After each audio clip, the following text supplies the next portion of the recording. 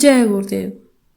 सत्संग किसी को कहत है, सो भी तुम सुन ले। सत्संग किसी को कहत है, सो भी तुम सुन ले। सतनाम सतपुरुष का जहाँ कीर्तन होए कबीरा, जहाँ कीर्तन होए। सतनाम क्या है? सतपुरुष कौन है? कीर्तन क्या है? कीर्तन का मतलब होता है कीर्ति। कीर्ति किसको कहते हैं? जो अच्छा काम करके लोग चले गए इसी धरती पर, देखो आज उनका नाम है, आज उनकी कीर्ति है, उनकी पूजा होती है। वो चीज नहीं खत्म होती, बाकी चीजें खत्म हो जाती है। देखो कहा गया है, काना अबला कर सके, काना सिंधु समाए।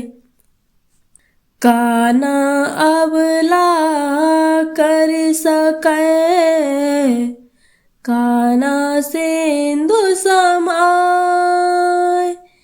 काना पावक झरी सके, के जग काल न खाए कबीरा, के जग काल न खाए। तो जो कीर्ति होती है, ये इसको काल नहीं खा सकता, ये खत्म नहीं होती।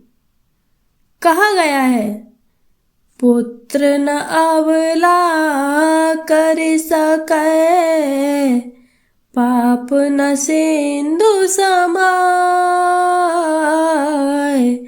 पुत्र न अबला कर सके, पाप न सिंधु समाए। कीर्ति न पावक झरे सके, नाम काल नहीं खाए कबीरा, नाम काल नहीं खाए। ये जो कीर्ति होती है, जो किया हुआ काम होता है, उसको आग जला नहीं सकती, हवा उड़ा नहीं सकती, उसको धरती अपने अंदर समा नहीं सकती। कीर्ति एक ऐसी चीज होती है। तो वो कीर्ति, वो लीला कहाँ हो रही है? तन में। तन का मतलब ये शरीर, शरीर के अंदर ये लीला दिखाई पड़ती है। शरीर के अंदर लीला 24 घंटे दिखाई पड़ती है, जहां पर इसका वर्णन हो रहा है। सतलोक किसको कहते हैं? सतपुरुष किसको कहते हैं? लोक बनाने को। जैसे आपका ये जिला है, जिले का मालिक है, सूबा प्रांत है, उसके मालिक हैं, देश के मालिक हैं, ऐसे ही समझो। ऐसे ही समझो लोक है तो लोकों के मालिक होते हैं, तो वो सतलोक है। सतलोक के मालिक हैं, वो क्या कहलाते हैं? सतपुरुष। उसके ऊपर भी लोक है, अलग लोक, अगम लोक, अनामी लोक।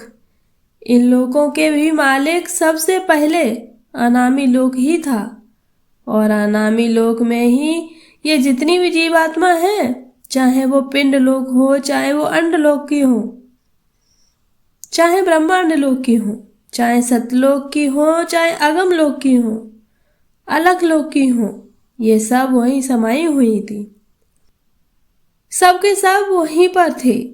इतना बड़ा वो लोक है, इतना बड़ा वो लोक है कि ना तो लिखा जा सकता है और ना मुंह से वर्णन किया जा सकता है वहां का।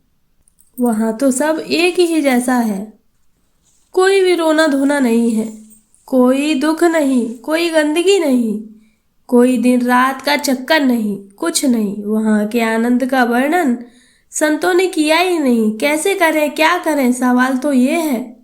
वाणी नहीं है, विद्या नहीं है, शब्द नहीं है वहाँ के वर्णन का, तो वहीं सबके सब समाई हुई है।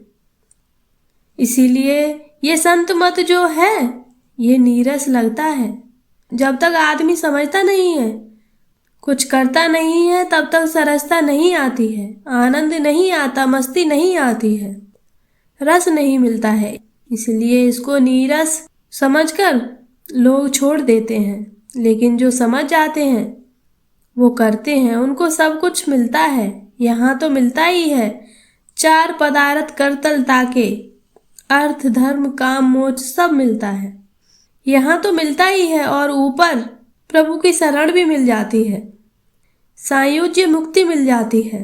तो आपको बताऊंगा कि जब ये दुनिया संसार कुछ नहीं था तो उसकी मौज हुई, तो मौज से क्या हुआ कि हिलोर पैदा हुई। जैसे कोई बैठा हो, मान लो ये तख्त लकड़ी की चौकी पर मैं बैठा हूँ, अब मैं जोर से हिला दूँ तो सबको इसमें, तो समझो इसमें जो हल्की फुल्की चीज है इधर किनारे में वो नीचे गिर जाएंगी। ऐसे उसमें एक हिलोर पैदा हुई। जैसे आप लोग बैठे हो, सत्संग मैदान है, कुछ लोग आगे बैठे हो, कुछ बीच में बैठे हो, कुछ लोग किनारे में बैठे हो। तो वो जो किनारे जीवात्माएं थी, तो हिलोर जब पैदा हुए तो वो नीचे गिर गई। जैसे पानी परात में भरा हुआ है, टब में भरा हुआ है, और उसको हिलाओगे तो जो नज़दीक में पानी होगा वो पानी गिर जाता है। ऐसे ही ये नीचे की तरफ यानी गिर गई आत्माएं। ये किसके द्वारा गिरी, कैसे गिरी, ये समझो कि हवा जैसे होती है, हवा से ये गिरती हैं। हवा अंदर बंद कर दी जाए तो ये गिरना पड़ना ये कुछ नहीं रह जाएगा, एकदम शून्य हो जाएगा। जो इस धरती पर 5 तत्व हैं, अगर ये खत्म कर दिए जाएं तो सब यथावत हो जाएगा। जो जहां है वहीं खड़ा रह जाएगा, खत्म हो जाएगा। ये शरीर गिर जाएगा, कुछ नहीं रह जाएगा। तो इसी तरह से वो नीचे गिर गई, गिरी तो घबराई, लेकिन अब ऊपर जा नहीं सकती। जैसे यहाँ से कोई चीज नीचे फेंक दिया जाए तो नीचे से ऊपर आ नहीं सकता है। युक्ति के द्वारा, उपाय के द्वारा कोई बताए इसको। जय गुरुदेव।